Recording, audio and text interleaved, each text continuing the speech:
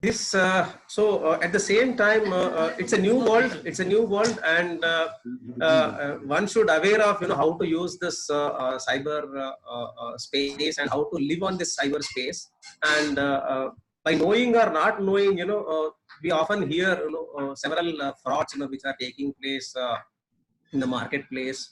We could see the hackers, or you can say the cyber threats in the form of in the form of in the form of ransomware, in the form of trojans, in the form of mails. See, every company is worried about these cyber attacks. Individuals are worried about cyber attacks. Even government is also worried about cyber attacks, right? So with this background, let me introduce the three panel members, and let me introduce the first speaker in this panel member is our eminent director, Professor Ramkumar Mishra. He is ONGC Subir Raha Chair, Professor and Director, IP Hyderabad. He is a graduate of International Management Program, SDA Bocconi, Milan, Italy. He has been a fellow of British Council and Commonwealth Secretariat. He had his research stint at London Business School and Mason Days Sciences DEL Homes, Paris.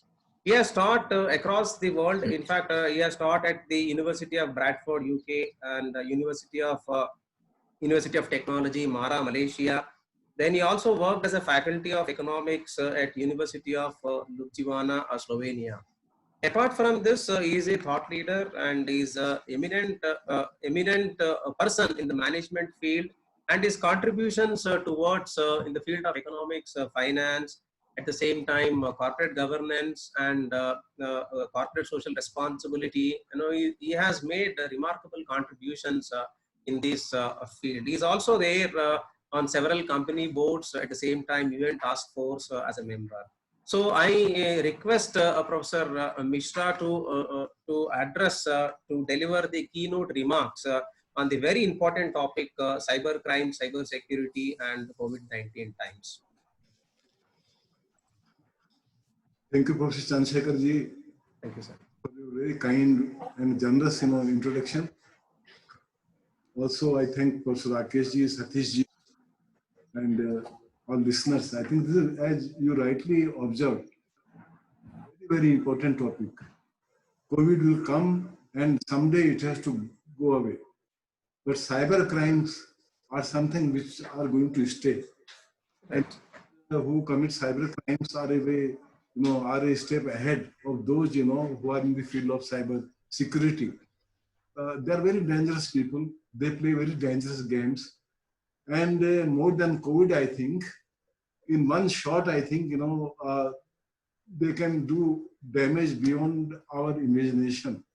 Now, given that, I think, let us understand what is the extent of damage, that cyber crimes have been doing. As per a report by PwC, it has been noted that global cyber crimes, they amount to a 2.3% loss of the GDP to the world. Now, global GDP is about 80 to 90 trillion dollars, or say about 100 trillion dollars. That means we are losing something around 2.5 trillion dollars every year through cyber crimes. Now, that is the GDP of our country, which is, I think, in terms of population numbers, 2 in the world. So cyber crimes at the global level are of very, very high levels. And if we do not come out with effective ways to control, reduce, and eliminate these cyber crimes, their extent will only grow, and people at large, I think, will only lose. They will also have apprehensions about these security systems that we have created, around the world in different areas, in terms of, let's say, people on the borders, army, military, banks, public enterprises, private enterprises, as you rightly put, individuals, people will have no faith, I think, in that. And therefore, I think something has to be done very, very quickly, I think, on cyber crimes. When it comes to India, Indian position is also not very good. We also lose something around 3% of our GDP on cyber crimes. That means we are losing something around $10 billion on cyber crimes. Now, $10 billion, something like 70,000 crore, that's the GDP, I think, state domestic product of some of our states. Now, the question there is that how we can overcome. I'm not an expert in this area, and Professor Rakesh has lined up, very important people who will talk to us. But how can we stop? I can only say one thing, that we must have a wing. We should also do research on cyber crimes.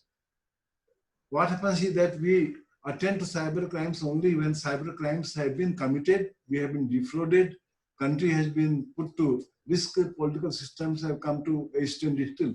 Why can't we be doing something in advance so we can find very, very quick remedies to control these cyber crimes?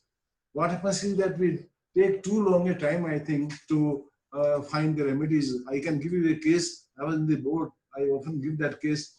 I was in the board of a big enterprise, and next to me was sitting the director of an IIT.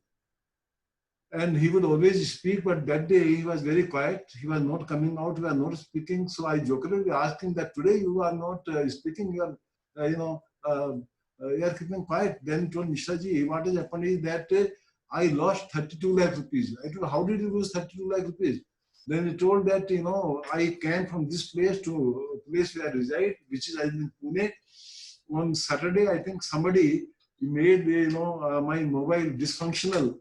And that chip was used, and that chip, they went to Aadhaar, and they went to many other, documents, and they defrauded 32 lakh rupees from my account. Only I could come to know about that on Monday when, I complained, about this, happening to the provider.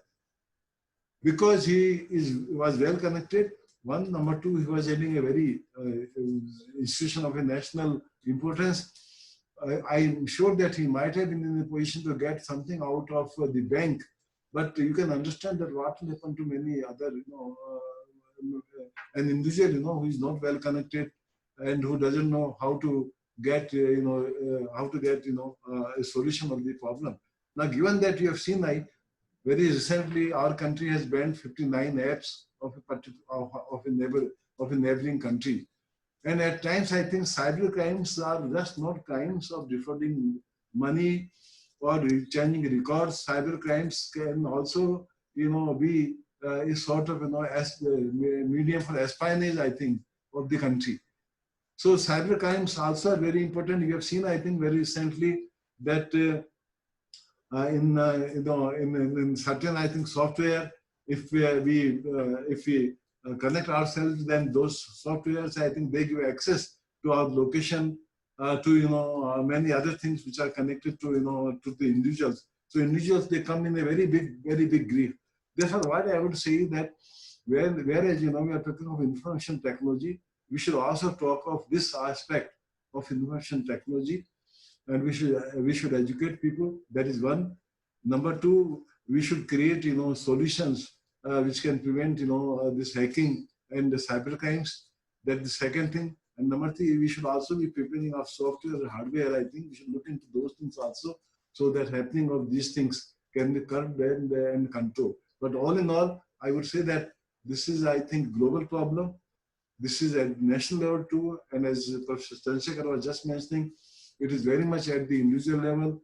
And sooner we think more about it and come out with some practical solutions, better it will be. I think that will then bring a tremendous faith, I think, in the systems that we have created, and people will feel that that their savings or their country or their enterprises, they are not at risk. Thank you so much. Thank you so much, sir, Thank you so much, for your quick remarks. You have rightly identified the country should have a specific wing, to protect, to safeguard the enterprises, at the same time individuals, at the same time financial institutions. And as you rightly said, there is a huge research which is very much needed in the area of cyber security and cyber crimes and its impact on various enterprises, at the same time various organizations. And as you rightly pointed out, even though you are filing cyber crime issues to various authorities, you are not getting the instant solutions. Not only, for the time being, it comes in the newspaper once or twice. Thereafter, everyone ignores. Even the person who files a case, he also ignores because he is not finding the solution. So this is the right time where the country should think, because as we see, more cyber crimes are increasing rather than the physical crimes in the country. So with this keynote remark, I invite the next panel member, Sushant Samudrala. Rakesh is there? Yes, sir. You can, sir is there, Sir, sir. sir, just 1 minute. I'm just connecting Yeah. my PPT. Just give me a Please, minute, please. please. Yeah, please. So I would like to introduce Sushant Samudrala. He's a CEO of Sushant IT Law Associates, and he is a cyber law expert, cyber law expert and technical consultant, and he is also a resource faculty for various institutions in the field of cyber law. Cyber law is very much essential, and he is a resource faculty for National University of Advanced Legal Studies, Kochi, and he's also visiting faculty BITS Pilani, Hyderabad. He's also visiting faculty at RSU University, Ahmedabad. His specialized areas are cyber laws, e-commerce law, IPR, intellectual property rights, cyber forensics, IT security, mobile law, digital evidence analysis, cybercrime investigations and analysis, cyber law, and compliance audit. So, having the most important skill set at this, the important hour, and we would like to hear from you, sir, because as we see, day after day, the cyber crimes are increasing. At the same time, he holds his BA and LLB and MS in cyber laws and cyber security. And you are the right person to address several issues, sir. Right now, we see. I was reading yesterday, because I am a finance person. I was reading yesterday regarding finance related, the cyber crimes, which is raised by Zerodha, one of the stockbroking company. At the same time, 5paisa.com. I think cyber attackers are attacking their traders. They are taking the traders usernames and passwords, and they are trading. So that is impacting their business. At the same time, there are many crises. We would like to hear more from you, sir. With this, I would like to please start your session, sir. Sushant, sir, please start. Thank you so much, sir, for those words. First of all, a very good morning to all of you present on this webinar. And then firstly, I must say that Institute of Public Enterprises has also demonstrated its thought leadership from a long time. I think at this point, connecting this kind of a topic is, I think, a clear indication of their thought leadership in this area. First of all, I'd just like to thank Mishra sir, Rakesh sir, for this wonderful opportunity that has been given to me. We've been associated from a long time, and we've been doing a lot of programs together. So I think before I get started, I just want to tell you something. I don't intend to scare you away or put forth the various kinds of insecurities. I just want to bring forth certain issues that we are facing today because of the cyber crimes in this COVID period. And I would also like to talk about a few of the case studies that have come to me, because we handle the legal matters in the areas of cyber laws and information technology related laws. So I just thought of collating all of these and then putting forth some kinds of illustrations before you, so that we are all aware, not just about the kinds of instances happening across the world, but also across the country specifically. One thing that I would like to start off is cybercrime is here to stay. No matter whether it's COVID or non-COVID times, we'll have to basically understand that the cybercrime is here to stay, and it's not going to stay away just because COVID is going to move away. And more significantly, in this kind of a scenario, wherever there is some development that is significantly affecting the world or a particular country, there are cybercrimes. Why? Because the cybercrime is obviously going to have different shapes, different formats, as also the cyber criminals are devising new strategies to exploit the weakness of people, no matter wherever it is. So I'd like to tell you that I like this beautiful phrase of the internet making the entire geography as history. Thanks to that, we've been seeing a lot of positive connotations. But however, because of that, we're also facing a lot of cyber crimes as you go forward. Can you just connect and go to the next slide, please?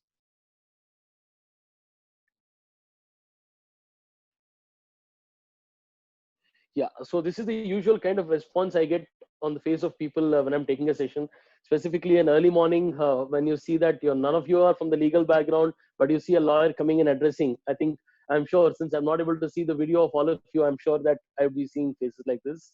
Let's hope that we change these faces after the session. I just have some funny images to just keep it interesting, because unlike cyber security, cyber law is not completely evolved, and neither talking to non-legal audience about law is a big challenge. Next slide, please. So I think every one of you who are seeing this slide would definitely agree with me.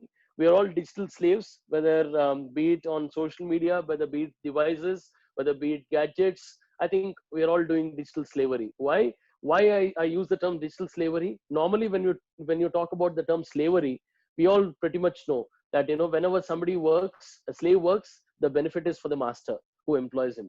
So likewise, we are all doing a lot of effort, whether it's good, bad, or worst. We are generating a lot of content on the social media, whether it's WhatsApp, whether it's Facebook, whether it's Twitter, whether it's LinkedIn. A lot of content is generated by us. We take in a lot of time, effort, and energy to do that. Ultimately, who's benefited? The platforms. So in this kind of a scenario, I would like to say that all of us, no matter what we are profession, we are all digital slaves in the hands of these applications. Next slide, please. I thought of just starting with some of the instances. I have positives and negatives. I'll show you the negatives first and then talk about the positives as well. Now, the recent headlines that we all are aware that, the government of India has banned 59 Chinese applications by using its power designated under Indian cyber law. So we have in India a law which is called the Information Technology Act. It's a new generation law because it's hardly less than your age and my age. It's only 20 years old, and basically it's a new generation law. As also, there are also some rules and regulations that have been made there under.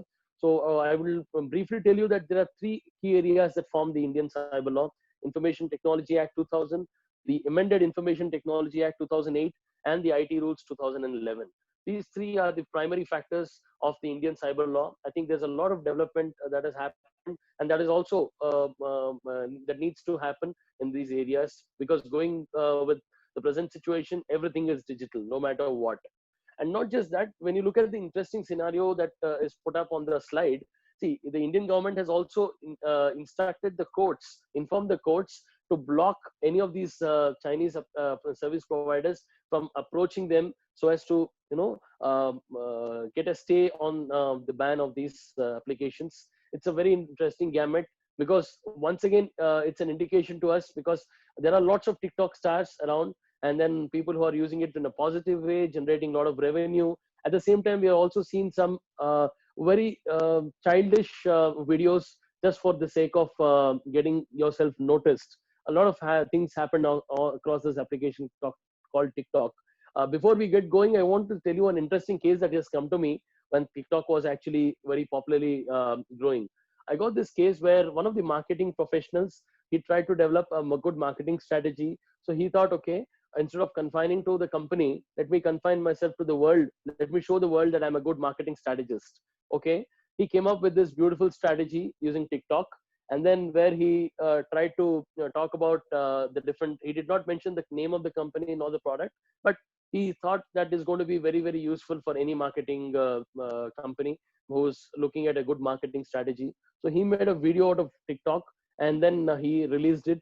Lo and behold, the competitor of this company where he was actually working used that video to promote his products. I'll tell you how. When you look at the terms and conditions of TikTok, it's very clear, stating that I can cut, trim, edit, do anything with your video that you've published, and you have no objection to it. You will not raise any legal issues thereof. So that being so, this kind of a video was used by the competitor, and the same video was shared with this company who's employed this particular individual. And as a result of that video, instead of getting popular, he lost his job. So I'd like to tell you that this is the way in which, though you don't have any intentions, your intentions are noble, okay? But thanks to the terms and conditions and the way in which these applications are put in, there's a lot of different applications to your videos thereof. So I think it's not just with TikTok, but for that matter, any platform, any application, or any tool, the terms and conditions are something that are going to be entirely different. They're going to govern the usage of the applications. And in case you're not alive to the fact, I think there could be a lot of legal issues. The other day, I was just looking at one of my friend who came up to me before COVID, and then he told me that, look, I have recently downloaded Truecaller, and I've been starting to use that for both my personal as well as official calls. And that being so, he was sitting just beside me, and then we were sharing a lot, and then he wanted to make a payment online. So thereby he started making payment, and as you all know, there's a requirement of OTP, one-time password, that has to be coming in. And I was surprised to note that the OTP got reflected not through the SMS but through the Truecaller. So what does that mean? That means that Truecaller is accessing your messages and your OTPs, which are supposed to be very, very secured. So if this is the kind of scenario, then where is the question of privacy? So that's going to be a very, very interesting scenario as you go forward. But my request to all of you is that people who are using Truecaller, please stay alive to this fact that there could be instances like that. So I would recommend you not to make use of such mobile phones and then applications, bank, and do transactions, because that could prejudicially impact your banking transactions. That could end up in you losing up a lot of money, because your OTP is now being increasingly looked into by various service providers, including the TikTok, including the Truecaller. The next slide, please.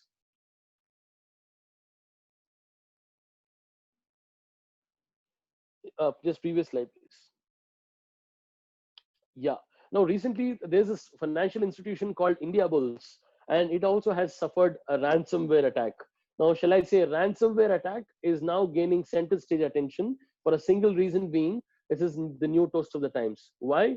Because we've seen a lot of instances in movies as well as in the real times wherein people kidnap, they demand money, they demand a ransom, and this is happening from a long time. Well, there's no doubt about it. But just imagine a scenario wherein your systems, whether it's your laptops, whether it's your iPad, whether it's your tablet, or whether it's your mobile phone, just imagine you get a message that, hey, I've got your password, I've got the complete backup of this. In case you want it, please release so and so amount of money to me, so as to ensure that I disable and give you this access back to you. So just imagine getting a message like that. It could be horrifying, specifically when you're dealing with the personal information, the sensitive information, as also a lot of critical information relating to your friends, family, and your own banking transactions and the like. So that being so, the ransomware is gaining a lot of new attention in the COVID times, and there are lots of organizations who have been hit with it. The IT services giant Cognizant also has been hit with a Maze ransomware attack. Now, while all this is happening on one hand, there are lots of other things also happening across these cyber crimes. Let's start seeing the different kinds of issues that are happening. Next slide, please. We recently saw that the National Highway Authority of India, NHAI, has actually seen a cyber attack on its server. Okay, they report that there is no data loss. Okay, but that is not holier than thou. Why? Because we do not have an idea what kind of an attack has taken place, and so much so that a lot of critical information infrastructure is also put up on the NHAI, because it has a lot of information regarding the sensitive personal data of people, of the kinds of plans and the things like that. So there are lots of issues that have happened. So not just this, we also seen the Western countries that the power grid and also the energy sector was targeted with a cyber attack. So that being so, cyber attacks are on the galore. Next slide, please. Now, cryptocurrency also started facing cyber attacks. Well, it's not just the physical currency that's at stake, but also a lot of cryptocurrency attacks are now being faced across the world. When you look at this, news where Bitcoin's flash rally of $10,400 was actually fake. So look at the kind of implications that are happening, because thanks to the present judgment of the Supreme Court, where they have lifted the ban on the cryptocurrency, but no matter, they have not started to provide any kinds of legal authenticity to Bitcoins or cryptocurrency. But it's very interesting to see that Bitcoins I've started now gaining a lot of cyber attacks, more specifically in this kind of a scenario of COVID-19. Not just that, there's an interrelation between the ransomware that I was talking to you about and then Bitcoins. Why? Because most of the times when you're under a ransomware attack, you would be asked to pay in Bitcoins. So that being so, a lot of activities that are happening across Bitcoins. And then recently, I just want to tell you two instances before we go forward. This is one of the cases that I've come across way long back when I started practice in 2011 and 12. Okay, it was in Pune, where all of us are definitely aware that a lot of drug mafias around the world, and specifically in the country as well. So the drug mafia has taken a different stand altogether. Why? There was a particular cafe where people started going to that cafe, and then once you go to the cafe, there's a 17 or 18-year-old girl or a boy who comes to you, shows you the list of the drugs that you need, and then once you tell them and select, you're supposed to select that using the iPad. Okay, you select that. Okay, you're supposed to make payment to them in Bitcoins. So once you start doing that, what happens slowly in the garb of the coffee shop? They start collecting your information, your address. You can make your regular order of your choice and then get away. What will happen once you've given up the name of the drug that you need, as well as your address and phone number? 2 weeks later, you get a post. The post will be from some e-commerce platform, whether it's Amazon or Flipkart or the like. And then there'll typically be a huge novel or a book that will be sent to you. And in that, there'll be a specific mark of a page, okay? And that page would be slightly different from the normal pages. You'll have to open that page and then dissolve it in water, and then you can enjoy your drug. So this was the way in which the drug mafia started using the technology. This was way long back in 2011 and 12. But just to tell you that there are lots of instances that are happening. And in Bangalore, recently, when I'd been to Bangalore about 8 months back, I'd seen that there is a beautiful coffee shop that enables you to make payments to Bitcoins. And that particular point of time, Bitcoins were actually, cryptocurrency was actually banned. But an interesting scenario, a lot of Bitcoin mining is going on today, and then you can make payments through Bitcoins as well. So I just thought of sharing these two just to ensure that, see, the kind of attacks that are happening are completely unimaginable and are completely out of the game. Next slide, please. And recently, during this period, we've also seen that somebody, an unknown cyber criminal, made an attempt to sell the Statue of Unity in India for $4 billion US, and alleging that the proceeds of that would be sent to the government of Gujarat, so as to ensure that it actually battles COVID-19 using the funds. Wow, look at this new kind of a cyber instance that has happened. Well, these are just examples of how cyber criminals are being opportunistic and are bringing their eyes to any kinds of possible issues which can be done. Next slide, please. Now, IoT devices, no matter whether it's your Amazon Alexas, Echoes, or the Google Homes, have been doing a lot of things during this COVID-19. I got this case where a particular employee of a company was actually attending to this online meeting, okay, and then he had his Amazon Alexa, and then which is placed in the same room. When he started talking to the company, they started discussing about a lot of areas, and you will be wonderstruck what has happened. It has gone ahead, it has recorded the conversation, it has interpreted, and next day, a week later, he received a parcel from Amazon. Why? The device heard the conversation, interpreted that this particular employee requires this, and actually has gone ahead and placed this particular order. Actually, there is no such requirement at all. But look, IoT devices also bring in a lot of privacy-related issues. This is the negative side of it, but the positive side of it, the same IoT devices were used as legal evidence in a case way long back in 2018 for solving a murder. How? There was one scenario that has happened. two friends were living in the same apartment, and because of this IoT device, recordings were made. And then one of the friend who was trying to plan and who tried to, actually kill his own friend, because the police, when they confiscated the devices, they had sent a legal notice to this particular service provider asking them for logs, and this evidence. So if you're trying to do something on your IoT devices, think twice. Positive, used as evidence.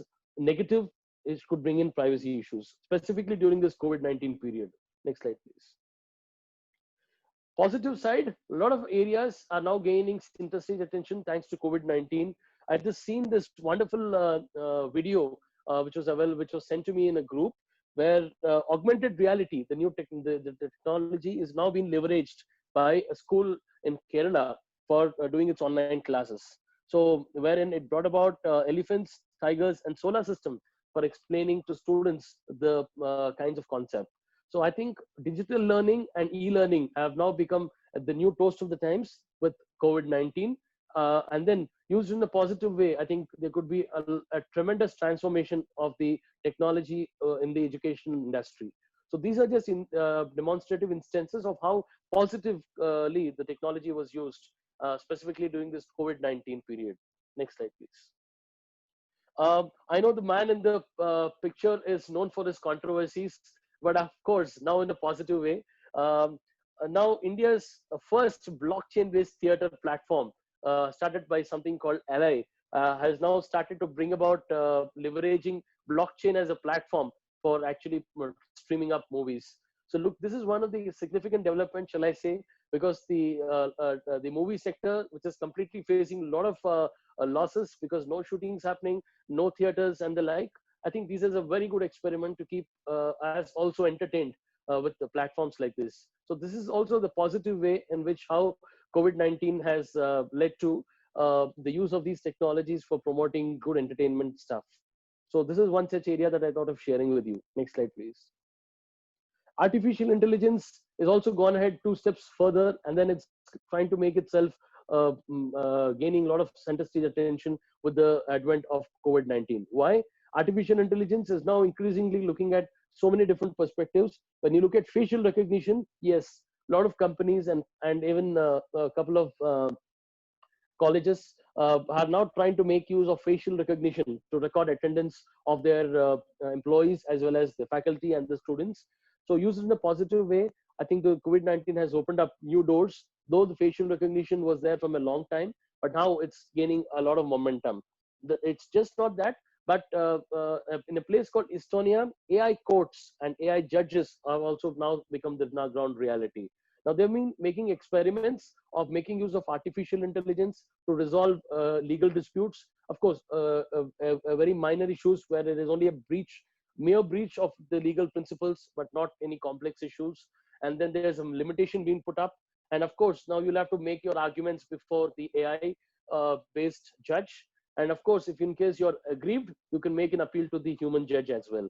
Now, AI can also be leveraged in a variety of different fields and can be used to actually kind to reduce and improve the efficiency, reduce the burden and also improve the efficiency.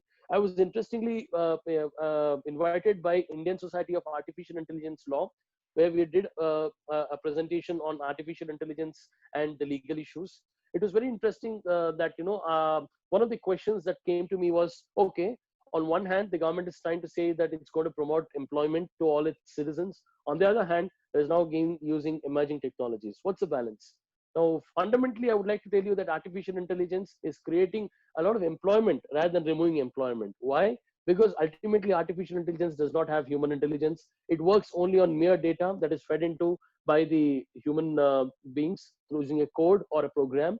And ultimately, when you're trying to say that, it's not going to have a detrimental impact on employment, but it's going to create a lot of employment opportunities, especially for coders in this domain. So I'd like to say that, yes, a lot of work is happening in this area as well. Next slide, please. It's fake all around.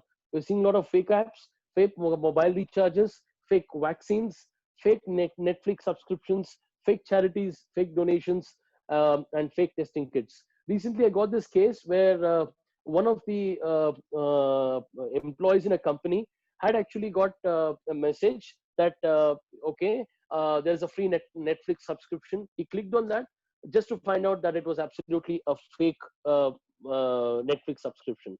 It actually collected a lot of this data, and as a result, he lost out 80,000 of his money because of clicking on that particular link. Not just that, I'd seen also one of the companies who's my client.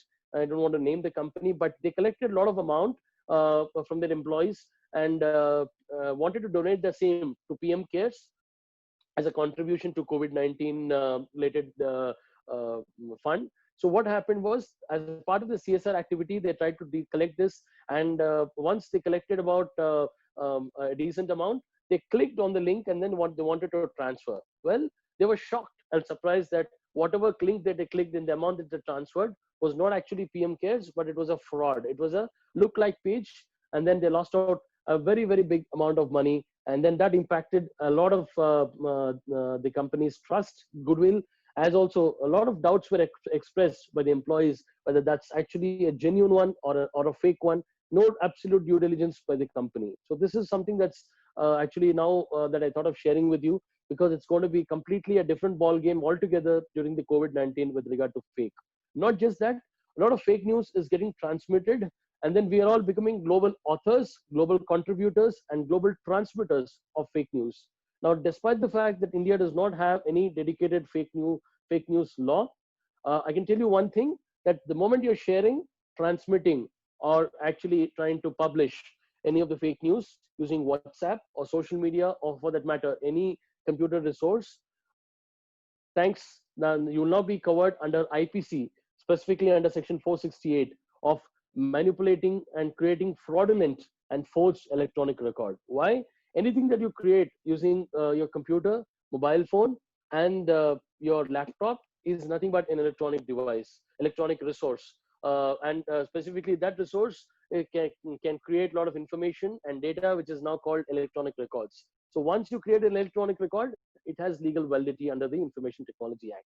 So once you create, you start sharing out fake news, fake messages, fake related information across these platforms, you can now be criminally charged under Section 468 specifically. Next slide, please. Now, cybersecurity has now been the new flavor of the times, shall I say, with COVID-19. It's assuming a very, very important phase, and not just from a technical perspective, but also from a legal perspective. Now, I'm of the opinion that there needs to be a distinct need for having in place a cybersecurity law, specifically relating to the kinds of due diligence, the kinds of obligations, the kinds of rights, the kinds of duties that every stakeholder would have to exercise from a cybersecurity legal perspective. So a lot of countries have also started recognizing that. China was actually started something on cybersecurity law, wherein broadly it has tried to cover any activity that is actually trying to threaten the national security of China is also now covered under the new China national cybersecurity law. And not just that, China has passed up 3 different legislations recently, also during the COVID times. It has updated and it has brought about new cybersecurity law.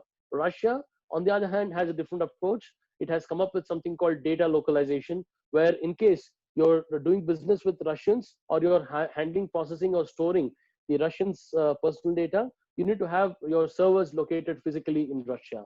So these are the different kinds of approaches that have been happening. Vietnam is also now trying to work on the cybersecurity law. But in India, as I'm talking to you this morning, there is no dedicated cybersecurity law. Well, the Information Technology Act can be seen as a law on the eye, but a lot of work needs to happen in this domain as well. Specifically, it has to happen in a quick way, because now cybersecurity is no longer something in the horizon, but is now being an integral part of each and every stakeholder and individual who's making use of computers, mobile phones, and the internet. Next slide, please. Now, I thought of sharing with you a small case study specific to the online classrooms. I got this case wherein, okay, online classes were happening, and then in this kind of a scenario, couple of students, and I'll share two cases that have happened. One is from the faculty's perspective, one is from the student's perspective. Okay, now let me first start off fundamentally with the faculty's perspective. Now the faculty was addressing these students in an online platform, and two of the students were actually not paying attention. They started diverting the attention of the class.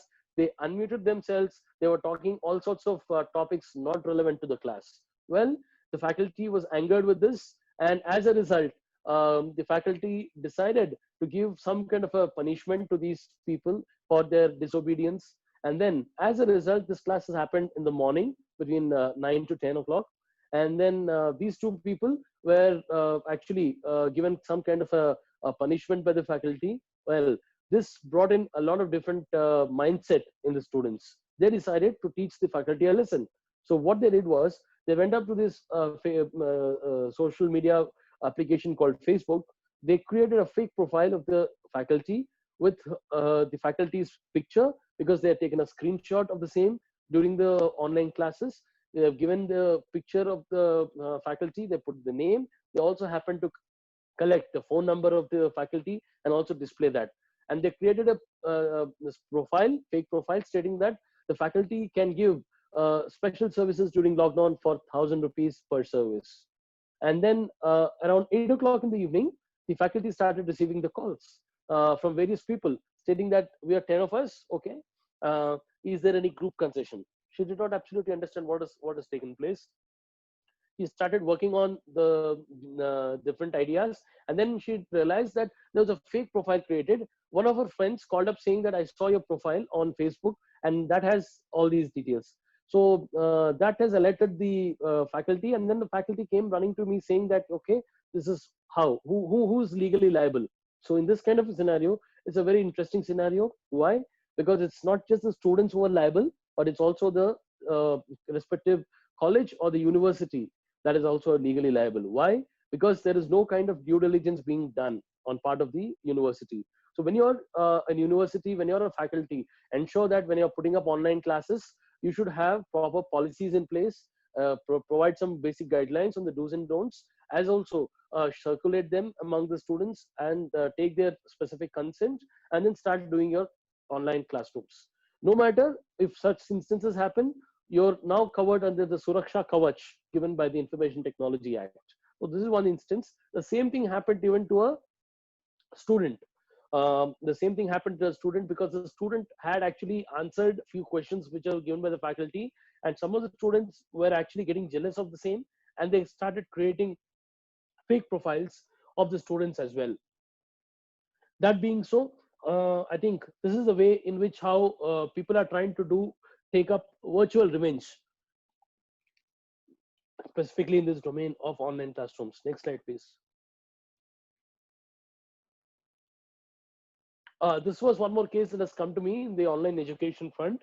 One of the classrooms, they were making use of a Google Meet. I don't wish to demean or affect the downloads of Google Meet, but just to tell you that when you're looking at downloading any of these applications, we are definitely agreeing to the terms and conditions mentioned thereof. Can you just excuse me for a minute, please? 1 minute.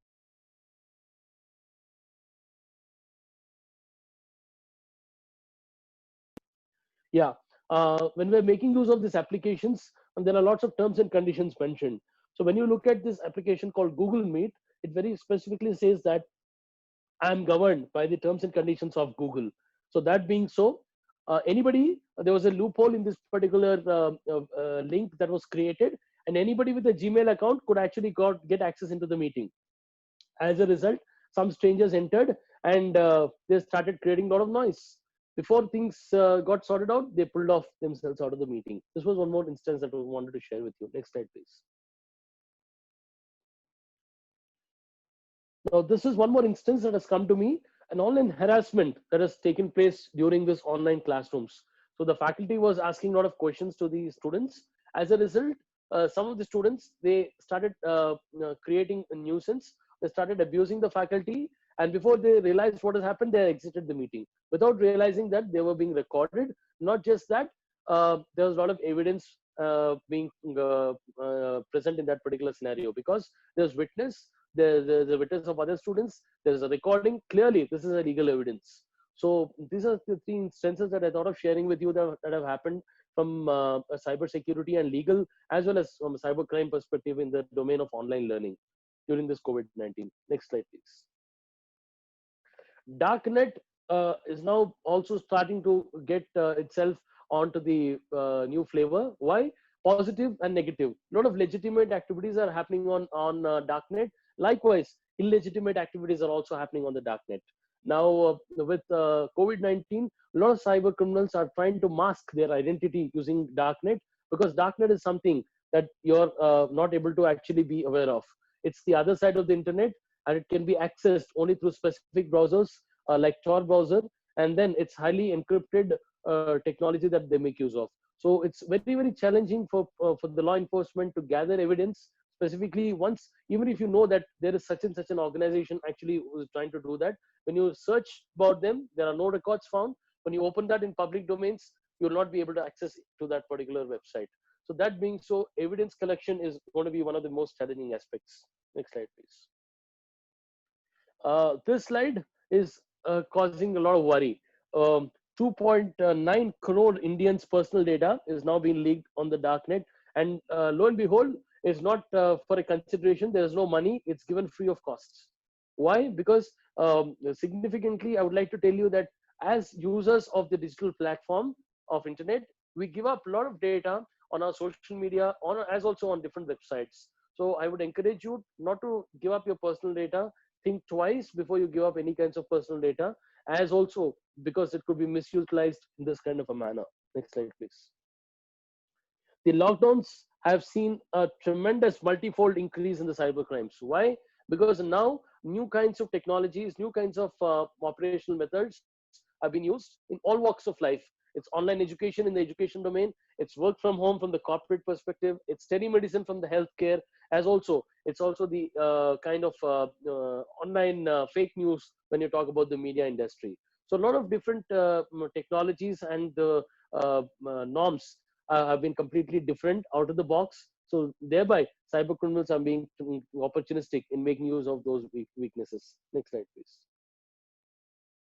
So now this, apart from ransomware, they also started something called fearware.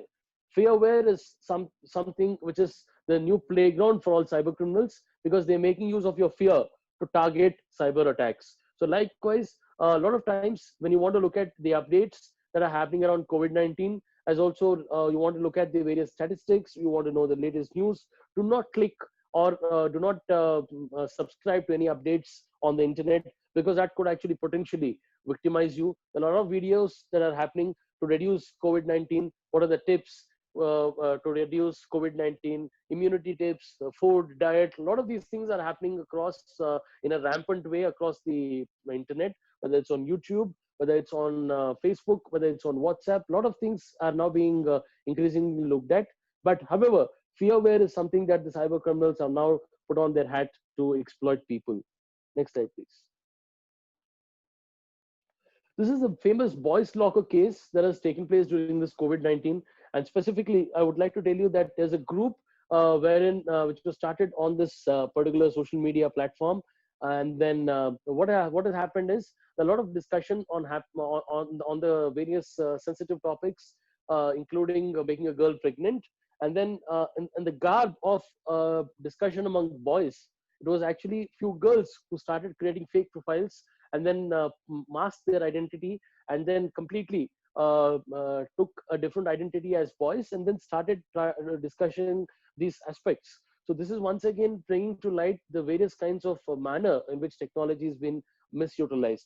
This has created a lot of ruckus, specifically since basically a lot of investigation was done, and then finally they were trying to actually put up an end to this kind of a discussion. But these are just wake-up calls. I think we all need to wake up from deep slumber that internet is secured.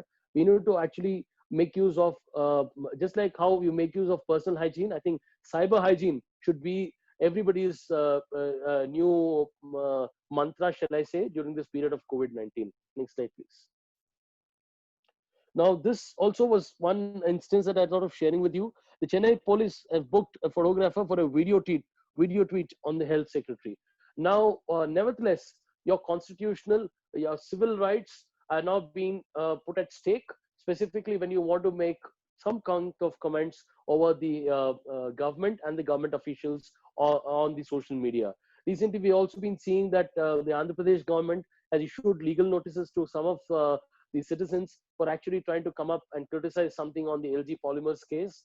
So it seemed that so the state is going to assume a lot of significance specifically on citizens and their individual and civil liberties, and then even keeping in view the constitution. Next slide, please. Now, the Delhi police have also tried to issue certain advisories against the cybercrime in considering the present coronavirus crisis. A lot of online frauds relating to medical products like masks and the sanitizers have been sold. Recently, I got this case. One of the companies, what I was actually looking at a bulk amount of sanitizers and masks. So they started doing some research on the internet. They found that there was a particular website which was selling them at a flat price, which was completely unimaginable. Since they required a bulk quantity, they placed an order with that. And as a result, what has happened is once they made the payment, they got a mail that the order is confirmed, but there's no mention about the order ID or anything. They said that the details would be mailed to them shortly. But however, once they made the payment, then immediately, a few hours later, few minutes later, shall I say, that the website did not exist at all. There was no particular website. And when they started doing up, there was no information available about this particular website across the internet. So this is also one of the ways in which the cyber criminals are now trying to target. So this is one instance that is happening across fake medical products. Next slide, please. Now, cybercrime stores. Now, all along, we all thought that cyber crimes are only done by people who have some technical knowledge, but you're under the mistaken notion. There are also emerging cybercrime stores that are selling access to more than 43,000 hacked servers. So look at the way now cybercrime is offered as a service thanks to the emerging technologies. Next slide, please. Now, Apple and Netflix. Well, we're all busy looking at the various kinds of entertainment that's happening across. I've seen one of the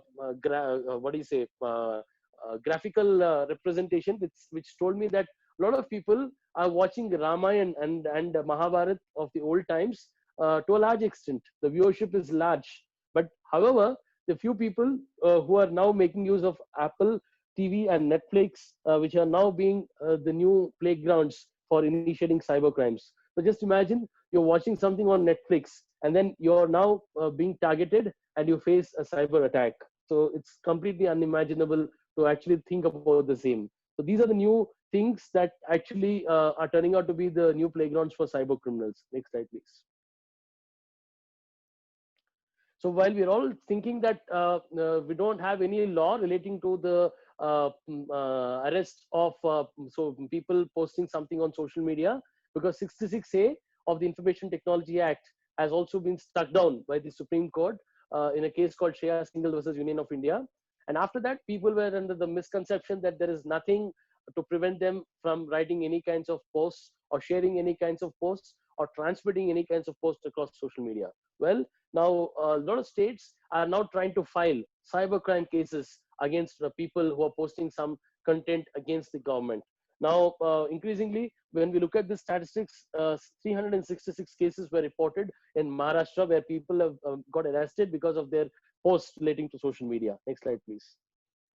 Cyberbullying has also now started seeing a lot of new focus. While we are all sitting on the fence of the internet and trying to enjoy ourselves, cyber criminals are busy bullying people, and specifically the women and the students. So there's a tremendous rise in the cyberbullying and cyber stalking. As I'm talking to you, we do not have any kinds of specific provisions under the Information Technology Acts for cyberbullying and cyber stalking, but that's not the end of it. But we also have section 354D of the IPC, which is now being used for booking cyber bulliers and cyber stalkers. So this is the kind of approach that we are all into in the present COVID times. Next slide, please. Cyber harassment, shall I say, has now also started to see the new local winds, because a lot of people are now trying to be online. It's on Facebook, whether it's on Instagram, whether it's on chatting platforms, whether it's on Skype or and the like. lot of cyber harassment cases have also increased in this COVID-19 times. Next slide, please. Now, phishing, shall I say, has now become the new local topical hero. Why? Because a lot of phishing attacks have been taking place, not just on banks, but also on a variety of different websites.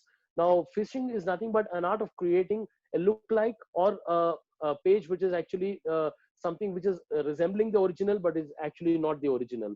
So when you are clicking on anything, please ensure that you look at the domain name properly. Likewise, when you're looking to download any apps, please look at the verification from the respective Play stores. Only if they're verified, ensure that you download. Of course, it's not going to be 100% secured, but will be reasonably secure to that extent. So phishing is also punishable under the Information Technology Act. We'll also see the various important provisions that we as citizens and netizens need to be aware of. Next slide, please. So when you're uploading, next slide. When you're uploading pictures on through your mobile phones or tablets, think alike. Why? Once you upload that, I can actually look at the physical location of the picture. I can trace the latitude, longitude using some applications. So that being so, I think you'll have to clearly be consciously alive to the fact that when you're uploading this, think twice. Next slide, please. WhatsApp is now turned out to be the de facto religion in India. Why? Everybody during this COVID period is on WhatsApp, whether you use it for chat or whether you use it for calling or for a variety of purposes. I would like to tell you that two things. One thing, when you look at the terms and conditions of WhatsApp, it's very clear. Though they have end-to-end encryption, the terms are not changing. Why? Once you share audio, video, image, or text using WhatsApp, it's information in public domain. Once it becomes information in the public domain, you can no longer file a legal case, nor you can seek the exercise of any legal remedy. So I would urge you to pay attention once you're sharing up sensitive and personal data across WhatsApp, whether it's your video, whether it's your photograph, whether it's any sensitive information or anything other than that. So that's one golden learning that I thought of sharing with you. Next slide, please.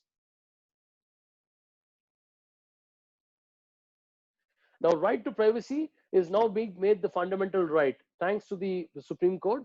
And then this picture can clearly tell you a funny interpretation of right to privacy. But this is going to be a very, very, very big challenge as you go forward, because protecting personal privacy, protecting data privacy is now going to be a new, shall I say, requirement, because we don't have in India a new dedicated data protection law. Of course, the Indian Personal Data Protection Bill is in the pipeline. It is referred to the Joint Parliamentary Committee, and let's hope that we see the passing of this in a short while. While all this is happening, on one hand, privacy is also going to be holding a new paradigm altogether as you go forward. Next slide, please. Ransomware, I also already addressed on that. Next slide, please. Yeah, electronic records, I also told you. So basically, any information that you create using your mobile, computer, and the internet would become an electronic record, whether it's a WhatsApp message, Facebook chat, a tweet, or a LinkedIn message, or anything, or a simple Word document or a presentation like this is also an electronic record. Or email is also an electronic record. Next slide, please. So I just want to tell you some of the provisions of the Information Technology Act, which is there. But since you're not lawyers, I just want to tell you some basic fundamental aspects. So if you're engaging in these kinds of activities without the permission of the owner or in charge of the computer, you download, copy, extract data, you access, you introduce a computer contaminant, you damage the computer. So I'll tell you some instances which can make things easy. So let's say that you're making use of any kinds of applications of your college, which is nothing but you're sharing out any document to your college or to your students, and then that document actually has virus in it. You're not created that. You just transmit that and then share it to your students. As a result, virus gets disseminated through your email. You could be charged under this section. Why? Because the law will presume that you have done, you have created the virus, you have disseminated that.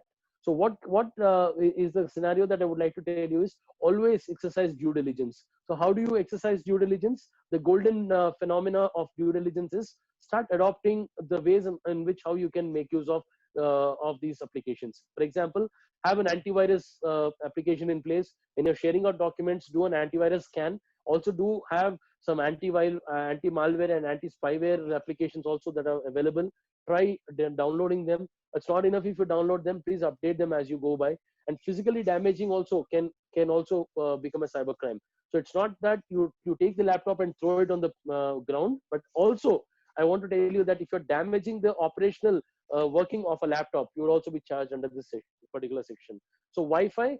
So one example to tell you that it's diminishing the value and utility. Let's say that the college has shared some information with you, and you are actually supposed to revert back to the college on the same, and you modify the attributes of the file.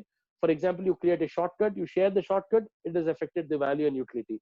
Likewise, if you're now making use of the college Wi-Fi or your neighbor's Wi-Fi to do any kinds of activities without informing them, then it also amounts to something under this particular section. This is called section 43, which is a civil section.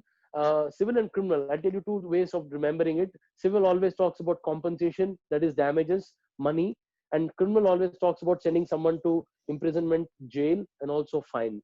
So these are the two things. So this is one section. So this is something relating to unauthorized access and the related contraventions. So here the penalty is up to 5 crore rupees per contravention. So look, there are 1, 2, 3, 4, 5, 6, 7, 8, 9, 10. So there are approximately 10 requirements here. So if you're actually trying to violate any of them, you could be actually potentially sued up to 5 crore rupees. Not all cases, but yes, there are lots of other factors that need to be considered. But this is one important aspect. Next slide, please.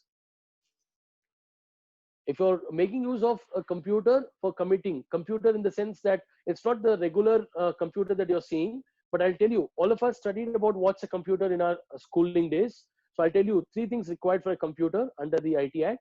One thing, it should be it should have something called memory. It should have computational capacity. It should have arithmetical and logical unit. It must be able to understand your commands. If these 3 are there, any device can be a computer. So therefore, your automatic washing machine is also a computer. Why? Because it has memory, and then it is executing your commands, and it is also performing computational operations. So if your servant, domestic servant, meddles with your washing machine such that instead of disrupting the working of the washing machine, she has committed a cybercrime. So this is a very funny instance, but just to tell you that yes, this also could be the way in which you can interpret the Information Technology Act. Now 66B, when you look at it, it's very clear. When I'm making use of a stolen computer, stolen laptop, stolen mobile phone or a tablet to do any kinds of activities, I can be charged, not just for stealing, but also for stealing the data inside the device. So I'll be accused of data theft as well. Next slide, please. Now, identity theft, like I said, the common example of identity theft is creating a fake profile. A fake profile of anybody on social media is a fake profile. Why? You're assuming the identity of that particular person, which is unique. So thereby you're stealing their identity. If you're doing that, lo and behold, there is section 66, 66C, and also you could be charged under the relevant sections of IPC. Next slide, please. Cheating by impersonation. When you're trying to use someone's, see, I told you about the fake profile. If you're sending messages through that fake profile, the message is not coming from you. It is actually coming from the fake profile through which you're sending the messages. So typically, you're cheating by impersonating as themselves. So therefore, this is also something that is happening. So cheating by impersonation is also one of the cyber crimes that is happening across in a large way, specifically in this COVID-19 times. Next slide, please. Violation of personal privacy. So therefore, to all the people who are making use of online classes, I would urge you to have specific guidelines, failing which you'd be intruding into the personal privacy of either the faculty or the students, and there could be legal case filed against you for the same. So it's something like you should not have CC cameras or hidden cameras in certain places like hotel rooms, washrooms, and the like. So my urge is, I got this case specifically during this pandemic period where a particular employee was actually attending to a meeting in his bedroom. So there was a case of personal intrusion of personal privacy that came into picture. So likewise, I think schools, colleges, as well as the faculty and the students need to be alive to this fact. So also stipulate the kinds of attire code of conduct that one has to do while they're making use of online platforms. Not just that, your online slangs. See, I see that a lot of communication between friends or between the parents and the children or between the faculty and the students can take place in a normal, casual way. But I would like to remind you that sometimes the casual slang can also turn out to be slander and libel, which is a defamatory, in case a defamatory or derogative usage of words are used, and criminal case can be filed against you, as also compensation can be got for the same. Next slide, please. So the law has come up with something called sensitive personal data or information. I'll quickly like to tell you that passwords, whether we created or automated, financial information, biometric information, sexual orientation is nothing but your gender related information, your health and medical records and information. So these are something that the law has told as sensitive and personal. So I would tell you that in case you're sharing any of these with any of the other parties, whether it's your colleges or whether it's third parties, think twice. Next slide, please. The law has also come up with something called personal information. So any information with which you can identify an individual can be called a personal information. Your name, email ID, phone number, your IP address, your Aadhaar card, your driving license, your PAN card, and your passport, and anything that can identify you. Your college ID can also be your personal information. So when you're sharing any kind of personal information or sensitive information with anybody, think twice. Why? You'll have to be alive to the fact that this is personal and sensitive data, and the person to whom you're sharing has to have 4 things in place. First thing, he needs to have a privacy policy, he needs to have terms and conditions, he needs to have a grievance mechanism, and also he needs to have specific user data protection agreements. So if only if these 4 are there, share it out. Otherwise, you could now have the right to refuse it, because in case you don't do that and share something and then it gets misused, you would also be you will not be able to seek any legal remedy, because there's no exercise of due diligence from your end. Next slide, please. Now, social media posts can also be legal evidence. So think twice. Once you're emotional, stay out of that. So your tweet, your Facebook message, or a chat or a WhatsApp communication can be legal evidence and can be used against you. Next slide, please. So any system, I'll say that there are 3 basic things to secure any system: what I am, what I have, and what I know. What I am is my physical self, like the sound of my voice, the dynamics of my handwriting. What I have is the smart card, dongle, and the USB drives, ATM card, which can be inserted and removed. What I know is ultimately the PIN number, password, and the passcode, which are there. So any system will be the different combinations of these 3 elements. And then if you're making use of any of these 3 elements, you can reasonably have a secured system. Of course, any system is as strong as its weakest link. Next slide, please.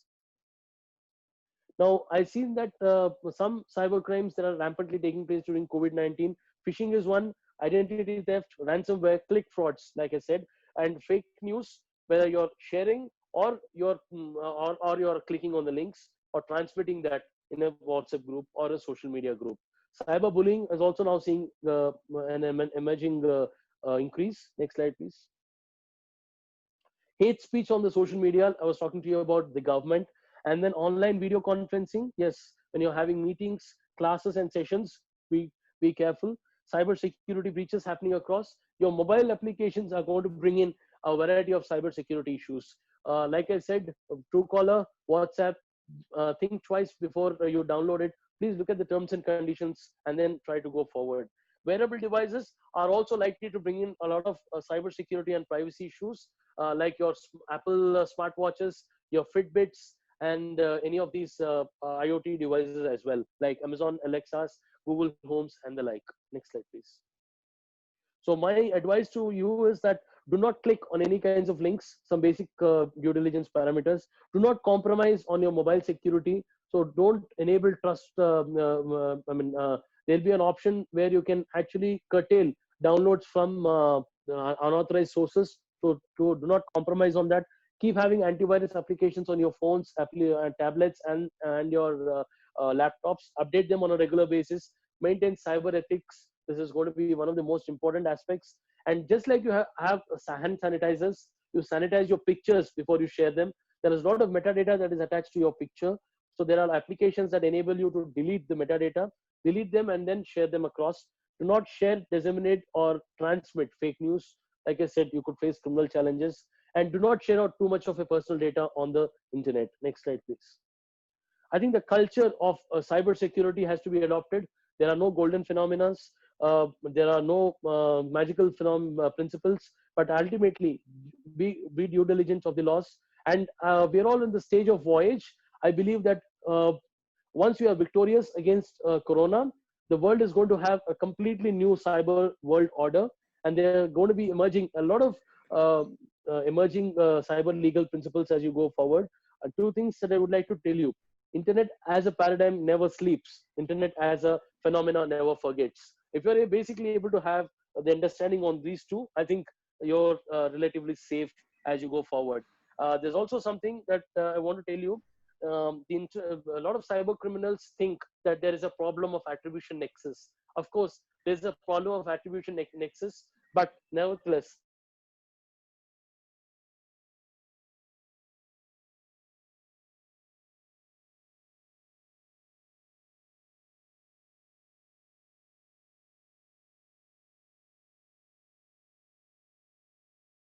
particular point of time. This place. Next slide, please. So cyber resilience has to be the new mantra. How quickly can you come back to normalcy in case you're hit with a cyber attack? So cyber resilience is now receiving a lot of due attention, specifically not just among the corporates or the business houses, but also from individuals as also users of mobiles, computers, and the digital technologies.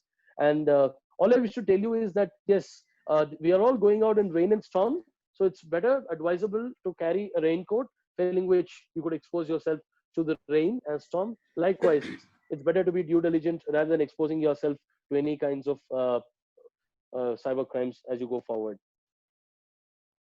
So I have some interesting things to just show you quickly before I end up. Yeah, this is what is happening on the internet. So it's not what it seems like on the internet.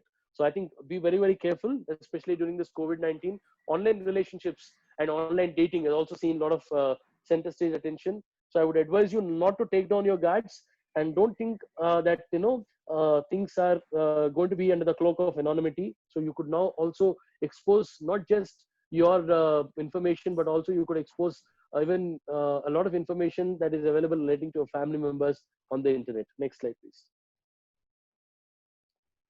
So on the chat rooms, shall I say, be very, very watchful. So there might be instances like this. So with a lot of new entrants in joining the digital bandwagon, I think it's a completely different paradigm altogether. Next. Next. See, this is the way how people are trying to create new passwords. See, changing your password to incorrect. Yes. This is also one intelligent, shall I say, approach that people are making use of, because I see that a lot of times default passwords are here. So I will tell you that passwords are something like toothbrushes. You don't share your toothbrush with anyone, you change them regularly. So likewise, I would urge you to do that. Next slide, please.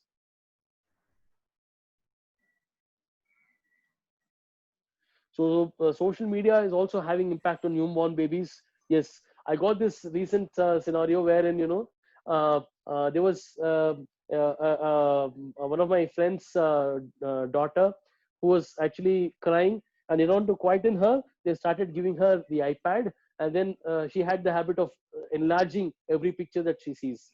End of the day, after that, she was given a physical newspaper, and then the image, she was just trying to enlarge the image on the physical newspaper. See, that is the way in which social media and the digital technology is having impact on newborn babies as well. So earlier we used to say that born with a silver spoon, but now it's now being completely a different paradigm. We are saying born with a silver iPad. Next slide, please. Now, two ways of learning anything, active and passive way. The choice is ours. So whatever, however we are comfortable, we can do the same. Next slide, please. So size does not matter. So no matter, you don't need to be a corporate, you don't need to be a celebrity to know that a common man, a common user of the internet, mobile phone, and the computer also can be targeted with a cyber attack. Size does not matter. Next slide, please. So this is a quote by a Facebook Connect. my parents should be proud of me because I'm addicted to Facebook and not to drugs. Drugs, we have the Drugs and Narcotics Psychotropic NDPS Act, but for Facebook addiction, I think we don't have any medicine. A lot of mental health sessions are happening across a lot of platforms, and digital detox, shall I say, should be the new mantra as you go forward. Next slide, please. Yes, Facebook would be if yeah, absolutely. I agree to the two of them. These are two quotes of mine which I just love. And if we could do so, like I said, we are all digital slaves, and with the content that we are generating, Facebook is actually trying to increase its valuation every quarter. Next slide, please. So internet medicine, telemedicine has now become the new flavor of the times. I think we are also, in order to know whether we are prone to COVID or not, I think we are doing a diagnosis on the internet first, and only then we're going ahead and doing a second consultation. So please do not do that, because I just like to tell you one instance here, a funny instance, of course, because I'm also addressing doctors during this COVID period on the emerging cyber legal medical issues. So just want to like to tell you that, yes, internet medicine is something like this. I don't say how many of you heard about pregnancy tests. I don't want to tell you, okay? There is something called human HCG, human chorionic gonadotrophic hormone. So what happens when, in order to check whether a particular lady is pregnant or not, 3 drops of urine, of course not ours, is put on a device like this. If depending on the kind of presence of this hormone, it detects whether it's pregnant or not pregnant. So it's sometimes even male people's urine produces the same kind of result. That does mean that male people are pregnant? No, that does not have any kind of relevance. In case of malignant tumors, the male urine also produces the same result as pregnancy. So what I would like to tell you is that is the way in which how the symptoms of COVID are. So why I'm trying to tell you that is I see that a lot of people, especially the youth, are getting into depression. If they have some cold cough, they're trying to cover it up and say that, okay, they're mentally getting themselves down, thinking that they're affected with COVID. I'll say, please remove that notion and go forward as you go, as things are better. Come out of the shell and hot, deep water.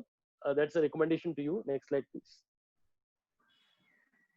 Yeah, so this is the way. Even hospitals are turning to be digital now. So I think, yes, with most of them now adopting online practices. Yes. Next slide, please. So I don't wish to, have any kinds of discriminative approach, but just to tell you in a funny note, no offense to anybody here, but just to tell you that, yes, these are the kinds of ways in which how cyber criminals pose challenges, not just to law enforcement, but also to individual users. Next slide, please. So God on Facebook, I think twice. Somebody might have actually done an identity theft here. So yes, I think we need to be alive to the fact. Next slide, please. Yeah, a lot of people are trying to do that, especially during COVID times. They're trying to do a lot of skills. They're improving their skill sets and doing a lot of activities just for the sake of getting attraction on the social media. Attention seeking syndrome. Shall I say this is an attention seeking syndrome? Next slide, please. Yes, now I think if Corona continues to be till Diwali, I think this is going to be the new way in which people are going to burst e-crackers, shall I say. Next slide. So this is how we are trying to interpret the technology. I'm sure people will really understand this. Next slide, please. Digital footprint doesn't mean that you stamp on your phone or on your device. Any activities that you do on your device becomes your digital footprint. I can track that. I can use that for a positive way. I can use that in a negative way. So think twice before you do anything with your device. Next slide, please. Yes, this is also happening across. So I also seen these cases, recently I came across one of my friend who was saying that one of his relatives had got affected with COVID-19. They wanted to update their status in Facebook as affected with COVID-19. So I hope these kind of scenarios are not happening across. Next slide, please. So what is necessary is only what is required. So this is a key message that I wish to tell all of you. Do not engage in blind handshakes or engage in conversations. There's a huge dragnet waiting to entrap you. So take intelligent decisions and have sufficient ammunition in place as you go forward. Next slide, please. So this is already covered. Like I told you, next slide, please. So no offense to any woman or anybody, but just like to tell you that yes, if you're not married, yes, I think you can substitute your girlfriend's name in place of your wife here. Next slide, please. Yeah, this is one more interesting scenario that I thought of telling you, specifically during the COVID-19 period. A lot of husbands taking up household jobs. Cyber warfare, yeah, please go ahead. Cyber warfare, we have been seeing, right? The India-China cyber warfare, a lot of things are happening across. It can cripple the critical information infrastructure. While I'm talking to you, we do not have any specific legal policy or any specific legislation to protect cyber critical information infrastructure. So if a cyber war is launched at this minute, we are thoroughly unprepared. It's more dangerous than a nuclear warfare. Next slide. So this is the evolution of life. And also I would say that this is the evolution of the information technology law and the cyber law. We're currently in the second phase because we're awaiting the third phase because there is no significant development yet. Next slide, please. So usually law evolves, modulates and adapts. But here, when it comes to cyber law, I think we'll have to evolve, adapt and modulate. So it's just like cutting the leg to the size of the shoe. So why? Because we know that physically, one beautiful thing that I want to tell you is that, social distancing we can maintain, but social media distancing, I think we cannot maintain. Next slide, please. If you have a problem, face it. Do not Facebook it. Unnecessarily, you'll be invoking a lot of trouble. Next slide, please. People who are into the technology front, who are will be aware of this. JAR is nothing but an application or a program or a file in Java. And look at the dependency of technology. Next slide, please. So the computers have changed our lives thanks to the present COVID-19 also. So though health and wellness are assuming importance, but however, they're also trying to be negative in this area as well. Next slide, please. So think again when you're doing this, the kind of legal consequences that visit you with these friends are going to be over and top and mind-boggling. Next slide, please.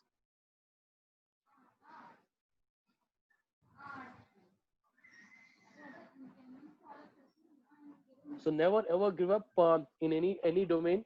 Whether you're a student, you're a faculty, anybody, never ever give up.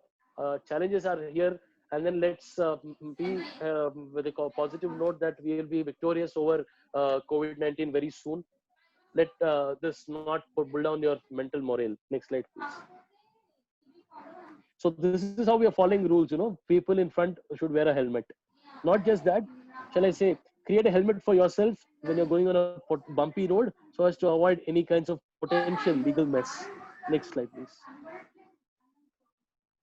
See, this is the acumen and the quality and the art. When you're cutting vegetables, specifically onions, tears roll down from your eyes. Typically, see, this is the strategic approach that they're actually trying to make use of. So I would urge you that you must make use of such kinds of strategies while you're making use of computer, mobile phones, and the internet. Next slide, please. So this is how we are following cyber laws and cyber security. A person wearing a seat belt, right? Look at this T-shirt.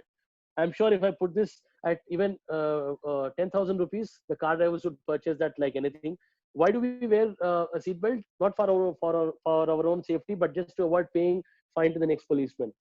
So I think this culture has to be changing, and slowly a concept of cyber law, cyber security has to be adopted, not just with the corporates or huge players, but also we as individuals, as netizens, and as citizens. So let's be cyber secured. Let's contribute to a cyber safe society as well. Let's make the country cyber safe. Next slide, please.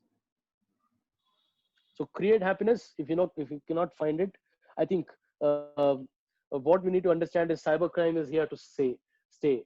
So you need to be quickly realizing that how to be cyber secured, how to be cyber resilient, and how to be aware and have cyber legal due diligence are only going to be the new mantras as you go forward. So I think that's all I have from my end. Next slide, please. Once again, I just like to thank Institute of Public Enterprises, specifically Mishra sir and Rakesh sir for this wonderful opportunity. It's been a very, very challenging times with COVID-19. I think an increasing push is towards the evolving times as we go forward. I think a lot of work is to be done in this domain. I think in this kind of scenario, a lot of people are actually trying to deepen and expand their horizon of knowledge. Before I finish, I just want to tell you two things. If you're really interested in cybersecurity or cyber law as a career option, the Kerala police have started something called Cyber Dome, wherein it's a wonderful initiative by the Kerala police. They've started free programs on cyber laws and cyber security. I think you can try doing that. And more specifically, if you're looking at cyber security or cyber laws, a lot of institutions are offering free programs. So I would say make use of this COVID times to actually expand your horizon of knowledge. And then this is going to be the new frontier to go and conquer. So that's all I have to say from my end. It's been a pleasure talking to all of you this morning. Thank you so much once again.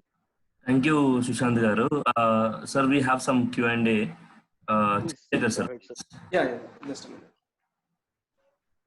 So before taking Q&A, sir, we are very much thankful to you. You know, you have made us, understood what is this cyber crime and cyber attacks, and especially the cyber laws. And you mentioned about IT Act 2011 and sections like 66A, 66D, 66E.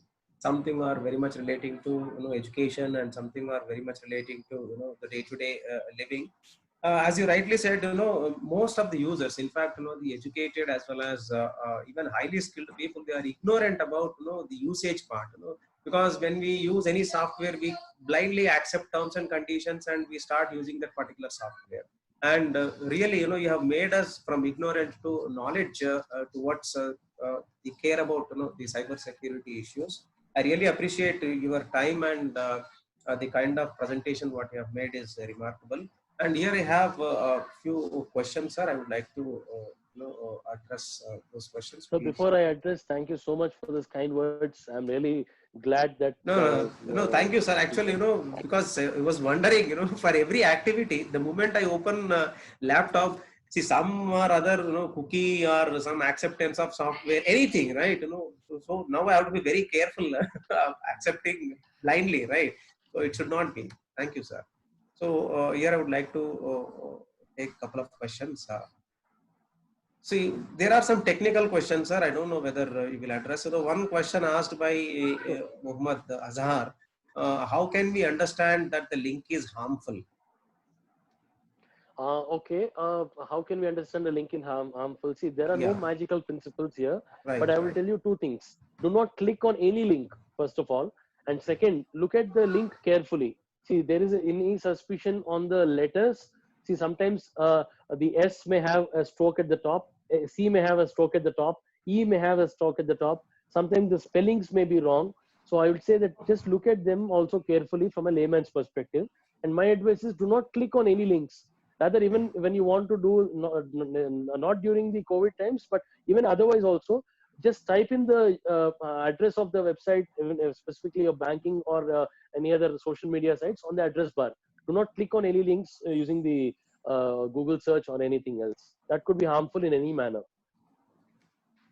Then the next question, how much India having cyber security for the sake of defense? That's a very good question. In fact, we are now trying to have new regulations come up. I think the Information Technology Act also needs to be amended. There were no specific provisions relating to that. See, I'll tell you, IT Act is something like a Bollywood movie. Why? In a Bollywood movie, there are lots of masala elements. There is romance, there is action, there is comedy, there is emotion, there is everything. So the law was never drafted keeping in view the kind of present situation. So I think a lot of work needs to happen in this area. But presently, we do not have any specific things relating to this. India also has a cyber security policy in place, which has been in 2013 called National Cyber Security Policy. But now that is also now being revisited. I think very shortly we can see the revised version coming up. I think that these are the only two things specifically. I think cyber warfare needs to have a separate legal legislation as such. Even 66F, which talks about cyber terrorism and related activities, that also needs to be revised as you go forward. One more question, sir. Is there any way to get back the money which we lost using fake websites or fake links? Well, see, actually, there is no international consensus or a particular treaty or a particular harmonized legal approach in this regard. So what happens is all these service providers, 99% are not located physically in India, though the IT Act has an option of filing cases, but nobody has filed a case so far, putting the service provider as one of the co-accused. But however, the police can still register. But what I can tell you is that you can report it. The government has come up with a new portal called cybercrime.gov.in. So you could report that and then see, because if there is a global order, yes, the countries have no global order. They have something called MLAT, Mutual Legal Assistance Treaty. So only if you are a signatory to that, they do some cooperation. So otherwise, what the drawback is to take the information from the foreign service providers, it averagely takes around 3 years and 4 months, according to one survey. So that is why we are not able to get effectively the money, whatever we are lost. Okay. Of course, our cybercrime police have been doing a lot of good initiatives. They've been trying to update themselves constantly, but nevertheless, the cyber criminals are thinking 2 steps ahead. One more question. It seems, I have read about the BAT messenger is the most secured messenger in world. Is it true? That is what. Nothing in this can be fully secured, sir. It can only be reasonably secured, because ultimately everything can be some of the other point of time cracked by cyber criminals. So I can only say that when you look at that, start using that. But I would urge you that in case you are making use of any critical or personal information or sensitive information, please look at the terms and conditions carefully and then make use of that. Okay, sir. And there are a couple of other technical questions, and still few more questions are getting, I think those are all, we have answered it.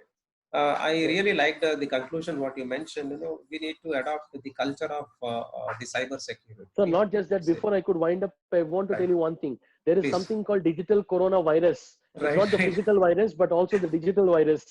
That's doing a lot now. A lot of people are increasingly facing fearware attacks, like I said, ransomware. So that is one thing. Be very, very careful on it. Right, sir. So I really, liked your presentation, and I'm sure, all the participants, they have gained your extensive knowledge on cyber security and cyber laws. Thank you so much for sparing your valuable time. Thank you so much. Thank you, Sushant garu. Thank you for giving a valuable information at the COVID times, because many of the students, professors, employees, they are working from home now. So they are using the gadgets, they are using the tabs, laptops. Some of them are updated, some of them are not updated. But now they came to know some of the important information which can help them while using applications safely and securely. Thank you, sir. Thank you so much. Thank you so much, sir. Thank you, sir. Sir, now we have a Sai Satish also. Okay, we'll start.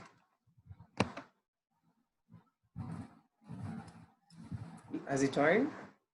Yeah, he has joined, sir. Sai Satish is there. Okay, so I'll start.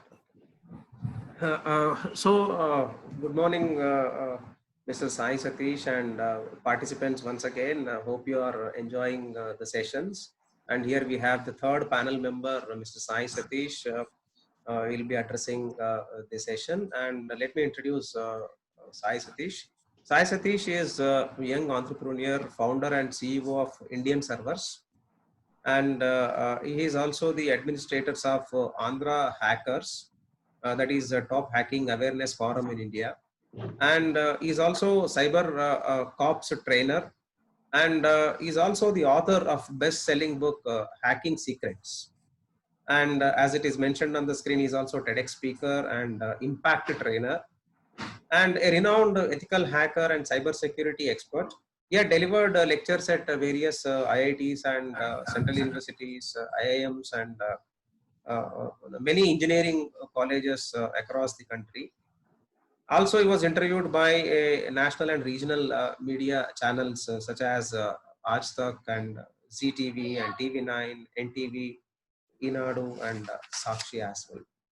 He was rewarded by IAS officers for pen testing on government sites, which helped to them to improve the security and safe transactions at the same time of forensic investigation.